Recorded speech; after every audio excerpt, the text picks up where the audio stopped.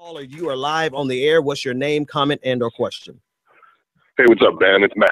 Hey, what's going on, my friend? Good to hear from you. Not too much, man. How you been? I'm doing good. I'm doing good. What's on your mind? All right. Hey, listen, I just had a response to the Mr. Sellers talking about the question of whether or not Hillary Clinton's a Wall Street Democrat and what that would mean. In particular, as it relates to the question of taking Wall Street donations and what what you can see as far as the fallout of that would be. But in particular, really, I got to draw attention to an op-ed that Elizabeth Warren penned in the New York Times at the end of January about regulation, in which she said, the Securities and Exchange Commission, suffering under weak leadership, is far behind on issuing congressionally mandated rules to avoid the next financial crisis. Right. It has repeatedly granted waivers so that law-breaking companies can continue to enjoy special privileges while the Justice Department has dodged one opportunity after another to impose meaningful accountability on big corporations and their executives. Each of these government divisions is headed by someone nominated by the president and confirmed by the Senate. The lesson is clear: personnel is policy. The point being, I guess what I'm trying to get at is that it doesn't matter what the laws are. It doesn't matter what your platform is, what the laws you're proposing as part of your policy.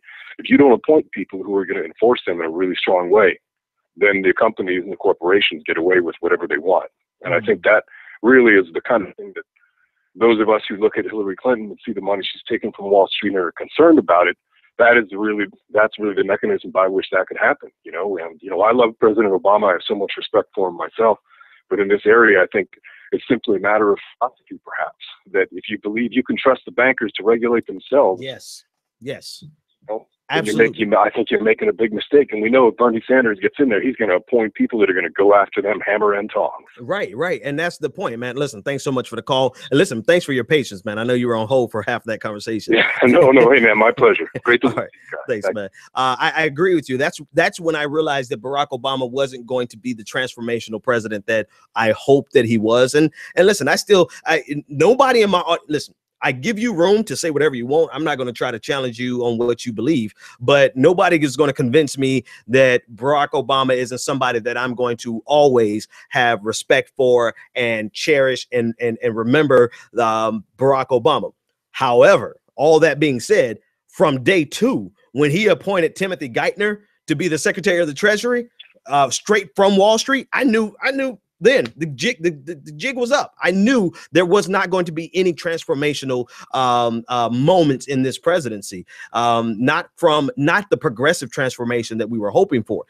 Doesn't mean I disrespect him. Doesn't mean that I throw him under the bus. But it just means that he just did not get the job done that we needed done as Black people, as progressives, as the average American, middle class and poor. And the impoverished. So, the caller had a great point. It's who you appoint. And Hillary Clinton is going to do the same thing.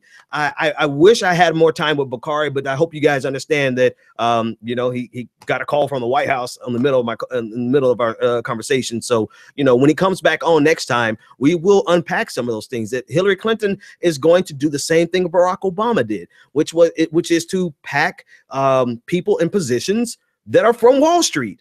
And how can you expect them to do something that is uncomfortable for Wall Street, let alone something that is going to correct and change the trajectory of the behaviors that Wall Street exhibits? Caller, you're live on the air. What is your name, comment, and